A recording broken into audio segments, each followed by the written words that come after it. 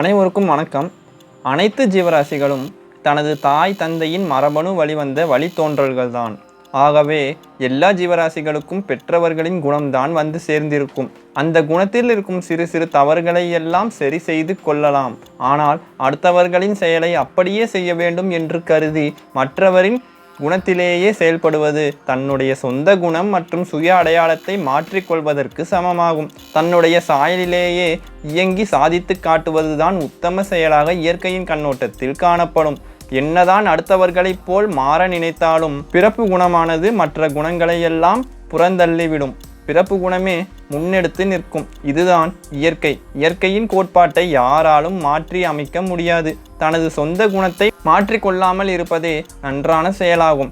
ஏனென்றால் சொந்த குணத்தில் செயல்படும் பொழுதுதான் முயன்ற காரியம் முடியாத காரியம் பலம் மற்றும் பலவீனமானது தெரிய வரும். இந்த வகைகளை வைத்துத்தான் தன்னை நம்பி செயல்களை செய்வதற்கும் செயல்களை நம்பிக்கையாக ஒப்படைப்பதற்கும் மற்ற நபர்கள் முன்வருவர். எனவே சொந்த சாயலே இயற்கையின் பார்வையில் உண்மையான சாயலாகும். இந்த சாயல் வழி செயல்படுவதே உத்தம செயலாகும்.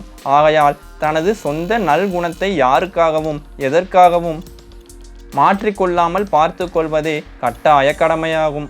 அனைவரும் அவரவர் குணத்திலிருந்து செயல்பட்டால்தான் அடுத்தவர்களும் தன்னிடம் நெருங்கி பழகி அவரவர் தன்னுடைய குணத்தின் வழி அணுகுவர். சுய அடையாளத்தை இழந்து நிற்பது வாழும் உலகத்தை மதிக்காது வாழ்வதற்கு சமம்.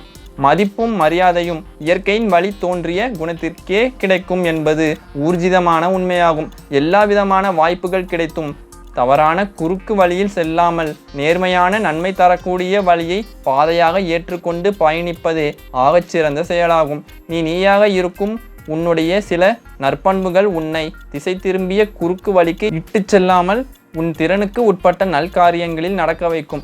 நீ அடுத்தவர் போல் மாற வேண்டும் என்று நினைக்கும் பொழுதுதான் அடுத்தவரின் தன்னால் இயலாத அபரிவிதமான செயலை செய்ய தூண்டும் மனமானது குறுக்கு பாதையை தேடி கடுமையான பாதையில் தன்னால் இயலாத காரியங்களை கூட எளிமையாக செய்து முடிக்க சொல்லும்.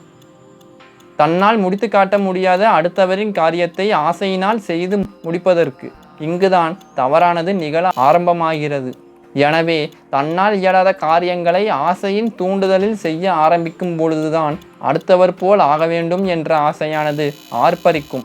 இந்த நிலையில்தான் தன்னுடைய இயற்கை குணமானது மாறி குறுக்கு வழி தவறான பாதை என்று அடுத்தவர் குணமானது வந்து சேர்ந்து இயற்கை குணமானது துளைந்து விடுகிறது.